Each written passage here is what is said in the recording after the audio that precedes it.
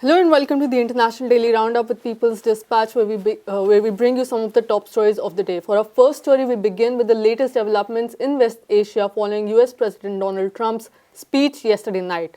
To talk about this, we have with us Prashant. So Prashant, can you first tell us what Trump said in his speech and what can be inferred from his speech about USA's future plans? So Trump's basic approach in this speech seemed to be that nothing really had happened. And he made the argument that basically no US soldiers were killed, and he praised their advanced warning system. And he went on to say that, they had dispersed their soldiers, they were very tactically smart, and all these arguments. So basically he gave a speech where he sort of made a couple of steps back from the confrontational tone he'd taken. And this was even clear in the tweet from the earlier night when he said all is well. So which would not have been the response if he was going for a war.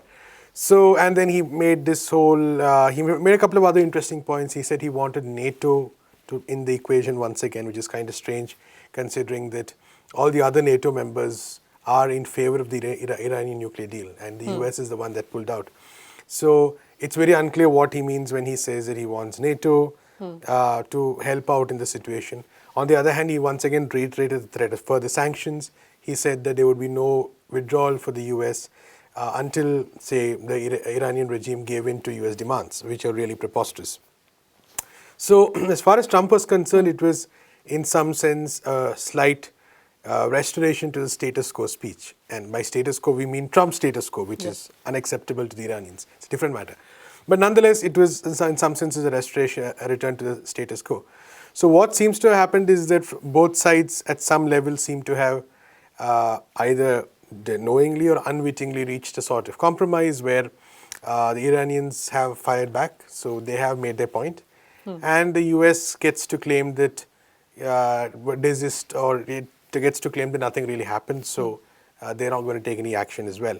So it is possible that right now we're looking at a slight decrease in tensions, which is definitely a good thing. But it's definitely not over yet overall, so yeah. So yeah, if we look at the Iran response, they have fired back. Right. They attacked 2 US air bases in Iraq, military bases in Iraq.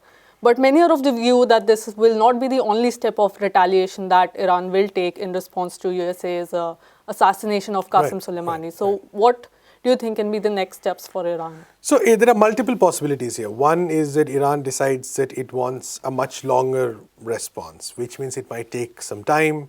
It might take what calls proportionate action, but it may probably wait for a long time. At a time when the US is not ready, or when the regional situation is more favorable, it may take some action. The second is that some of its allies may take some form of action, which again is, it's very difficult to predict. So this could be, the response could be seen in some other front. And that really depends on whether, how Iran chooses to play this game. And although obviously the Americans or the other forces, the Saudis and all would definitely know as well. But nonetheless, that's another possibility that they may, some other ally of theirs may be the one doing the response. The third possibility is, of course, that Iran has decided that it will officially not take a response, and it might be the militias in Iraq which take the response, because there were militia leaders, including of the PMF, who said that just like Qasem Soleimani's assassination had been avenged to this missile strike, there's a need for avenging the assassination of Muhandis as well, Abu Mahdi al-Muhandis, the deputy head of the PMF, Popular Mobilization Forces. So they may be in the forefront of the response. That's another possibility. And the final and maybe most long-term significant possibility could be the fact that Iran decides that it is the setback to the US in Iraq that actually best serves its interests, and that it may not go for a direct retaliation, but may actually choose to play the waiting game and let the situation in Iraq, the anti-US mood in Iraq, solidify, and see that as actually the most strategically beneficial option it has. So now if we talk about Iraq, it is sort of caught in between these two countries. Even earlier it was playing the role of mediator between the two countries, and that is what Soleimani was going to Iraq for when he was killed. So what can Iraq do now? Yeah, so like I said, it's connected to the earlier question, and one of the possibilities is that the anti-US mood really solidifies the political system of Iraq. The various parties, they kind of together decide that they want the US troops out. And this would mean a huge blow to US interests in the region as a whole, not just in Iraq. And it would mean a massive victory for pro-Iranian forces. It would mean, a complete vanishing of US influence in that region. And not in the region, in Iraq at least. And it will be very difficult for the US to return once they're asked to leave. So the key question right now is, as far as the parliamentary resolution is concerned, which the Iraqi parliament passed, how do they actually manage to get it operationalized? Yeah.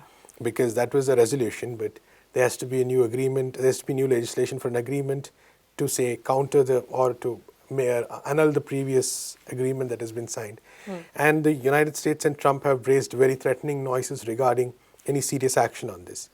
So this is actually probably in the next couple of months, this is a far more long range, shall we say, battle that's being fought. And it's a long duration battle, and it's a more complicated one.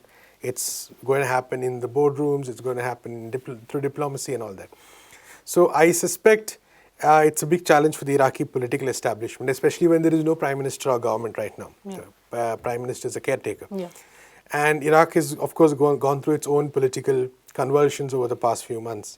And now there's a lot of speculation about whether there was any US role in some of the protests and all that. So Iraq has the political establishment in Iraq especially has a lot of stuff to figure out in terms of how they need to respond to this. But I think one key aspect would be to see, the most important aspect would be to see if the caretaker prime minister, the future government, and how the political establishment together, how they decide to operationalize this parliamentary resolution. And if they are able to do that, it would mean a huge shift in the region's politics itself. Okay. Thank you, Prashant, for talking to us. And for our next story, we go to Greece, where 5 workers of the Greek telecom firm OTE, owned by Deutsche Telekom, were arrested on Tuesday for being involved in a strike. The workers of OTE have been on strike for 15 days, demanding parity of salaries and other rights. The OTE, or the Hellenic Telecommunications Organization, is the largest such company in Greece. The management has been making several attempts to break the strike but has been unsuccessful so far.